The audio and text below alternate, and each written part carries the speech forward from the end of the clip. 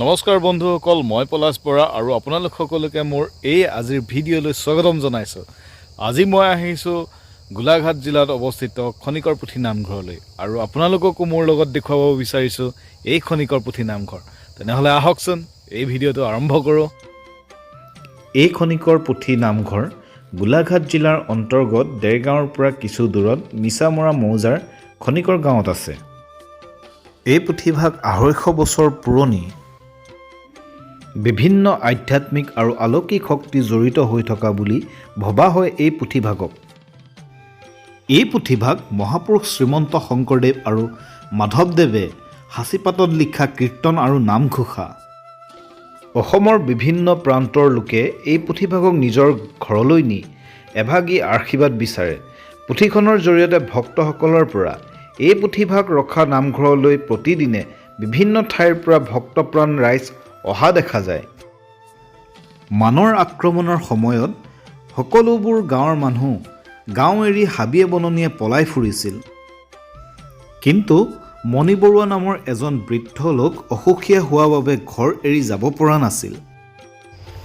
মানে যেতিয়া গাঁওখনত আহি লুটপাত চলাইছিল আৰু যাৰ ঘৰত যি পাইছিল তাকে লৈ গৈছিল। কিন্তু এটা টোপোলা মণি বৰুৱা ঘৰৰ পুখুৰীৰ পাৰত পৰি গৈছিল কোনো মান সেনাৰ হাতৰ পৰা। পিছত মণি বৰুৱাই কোনো এটা মুহূৰ্তত সেই টোপোলাটো দেখা পাই ঘৰলৈ লৈ আনি খুলি চোৱাত তাত কীৰ্তন, দশম, নামঘোষা আৰু ভক্তি ৰত্নাৱলী নামেৰে 4খন মহাপুৰুষীয়া সাঁচিপাতৰ পুথি উদ্ধাৰ কৰে।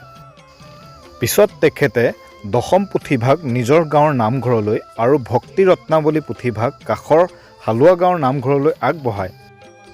পুথি দুখন ৰাখিবলৈ সেই সময়ত স্থানীয় শিল্পী লীলাৰাম বৰুৱাই 2টি কাঠৰ বাকচ তৈয়াৰ কৰি দিয়ে। ইয়াৰ পাছৰে পৰা এই পুথিৰ যিকোনো এভাগ কোনো লোকে নিজ ঘৰলৈ পাঠ কৰিবলৈ নিয়ে। এই পুথি পাঠ কৰালে গৃহস্থৰ মনৰ কামনাৰ পূৰ্ণ হোৱাৰ লগতে মানসিক শান্তিও লাভ কৰে। আৰু আপুনি যদি খনিকৰ পুথি নামঘৰত শৰাই দিবলৈ ইচ্ছা কৰে তেনেহ'লে প্ৰতিদিনে এই খনিকৰ পুথি নামঘৰ খোলা থাকে আৰু ৰাতিপুৱাতে গৈ আপুনি শৰাই আগবঢ়াব পাৰে। এই পুথি খনিকৰ গাঁৱত সংৰক্ষিত হৈ থকাৰ বাবে এই পুথিৰ নাম খনিকৰ পুথি হয়।